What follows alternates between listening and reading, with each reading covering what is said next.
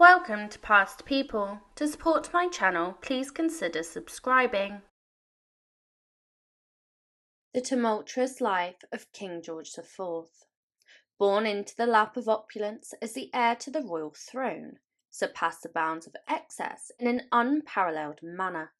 His actions, characterized by depravity, cruelty, and obscenity, stand out even in the context of the English monarchy. This narrative delves into the murky family secrets and the conclusion of this royal fate. Lavishly indulged childhood. George, born on the 12th of August 1762, was the firstborn to King George III and Queen Charlotte of Mecklenburg-Strelitz. Despite his apparent charmed life, replete with regal privileges and extravagant feasts, the royal family concealed a dark and corrupt essence beneath the glittering facade. His father, King George III, earned the moniker the Mad King due to the recurring bouts of insanity. This condition necessitated George's assumption of the role of Prince Regent, marking the advent of the Regency period. Juggling this weighty responsibility might offer insight into the spectacular mismanagement that ensued. As George IV's reign concluded, his senior aide, chronicling the monarch in a private diary, spared no criticism.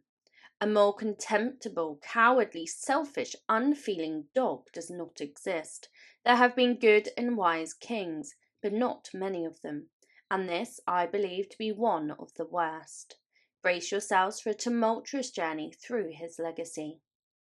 Early on, Prince George exhibited unmistakable signs of debauchery. His numerous mistresses could likely have filled multiple royal chambers, and his penchant for revelry and carousing with these beauties surpassed his interest in politics and sermons. The extent of his transgressions, however, exceeded all predictions. Gambling ranked among George's great passions, but this infatuation didn't reciprocate. It nearly led to his downfall. Despite his considerable royal wealth, George amassed colossal debts from extravagant wagers on cards, horses, and practically anything with a price tag. Eventually, the repercussions caught up with him in a spectacular fashion. As any newcomer to university life can attest, indulging in brandies may enhance your social standing, but is decidedly unkind to your belt buckle. George, always carrying a bit of extra weight, saw his extravagant taste swiftly propel him into epic dimensions. In due course, his refined womanizing earned him the noteworthy and amusing title, the Fat Adonis. George's father, in a desperate attempt to steer his son in the right direction, devised a disconcerting solution. Before considering the forgiveness of any of Prince George's debts, the king insisted on his marriage to his cousin, Princess Caroline of Brunswick. If this appears to be a perilous and dreadful plan, it undeniably was. Caroline, in her mid-20s, faced an unusually advanced age for women to marry at that time. Some attributed it to her strict parents, who prohibited her from attending balls or, God forbid, dancing at any of those galas, and even peculiarly banned her from standing near windows. However, according to others, there was an even darker reason for Caroline's delayed romances. A persistent and notorious rumour suggested that Princess Caroline of Brunswick remained unmarried due to unconventional behaviour. Whispers of the time implied that when Caroline was in her teens, she became pregnant by a peasant.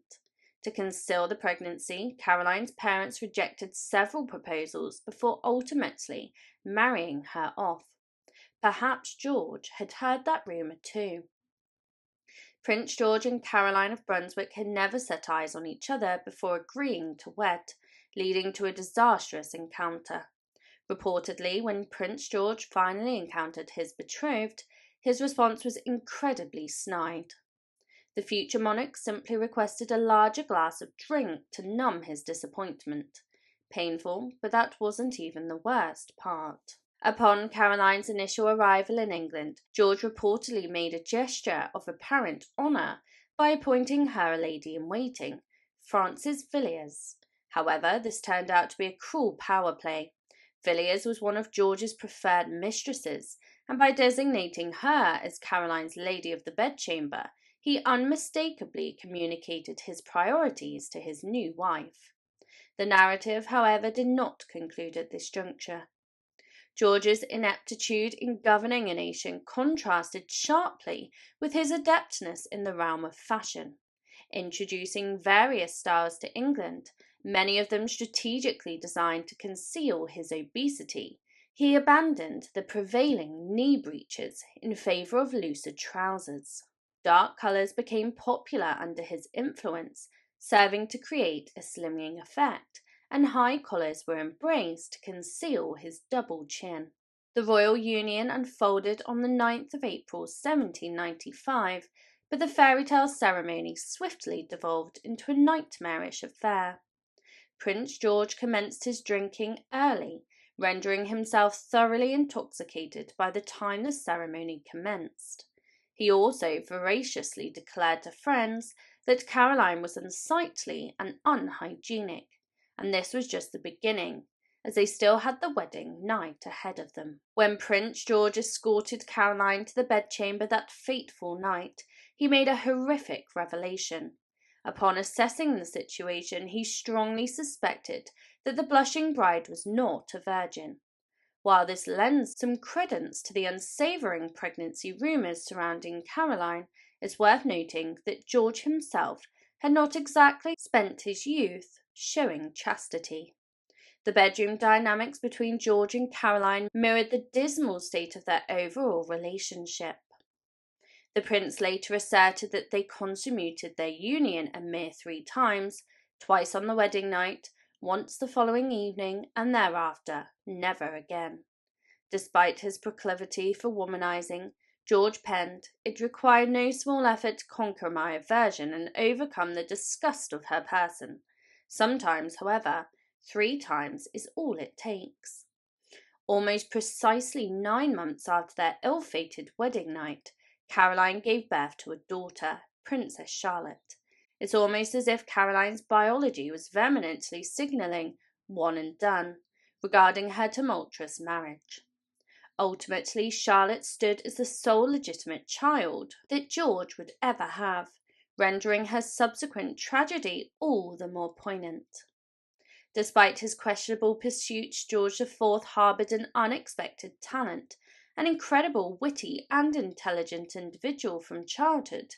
Even those who despised him acknowledged his brilliance as a conversationalist, provided he wasn't excessively inebriated. However, his biting wit occasionally veered towards the inappropriate. Prepare yourself, as the saga of George IV is about to take an even more astonishing turn. While George and Caroline of Brunswick endured a miserable marriage, she remained oblivious to his darkest secret. On the day they exchanged vows, the prince was already married, and the scandal surrounding this revelation proved even more sensational than it initially sounds.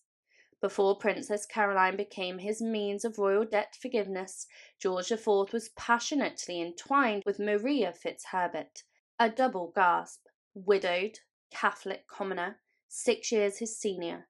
George, deeply infatuated, pledged to marry none but her. It might have been considered romantic if it didn't take such a twisted turn. In a clandestine ceremony on the 15th of December 1785, George secretly wed Maria at the bride's modest dwelling. If this sounds dubious, it's because it was. Decades earlier, Parliament had enacted laws making it impossible for a royal heir to marry a Catholic and requiring the king's permission for any marriage. In essence, George and Maria were in a bind. Nevertheless, they forged ahead.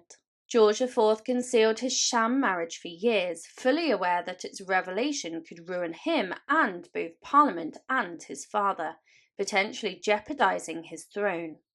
Nevertheless, both he and Maria regarded the union as legitimate, and she remained a significant figure in his life until the very end. As Caroline soon discovered, perhaps a bit too significant. Join me in part 2 to look at George IV, known for his preference for mature mistresses, navigated a tumultuous personal and political life. Parliament's mistrust during King George III's decline marked his reluctant accession as regent. The tragic demise of his sister Amelia and the public turning against him after Princess Charlotte's birth fueled the complexities of George's reign. His attempt to control his wife through a spy, the notorious delicate investigation, and extravagant pursuits like pioneering coastal retreats and an opulent coronation characterized George's controversial rule. Despite his efforts to erase Caroline from history, she fought back vigorously.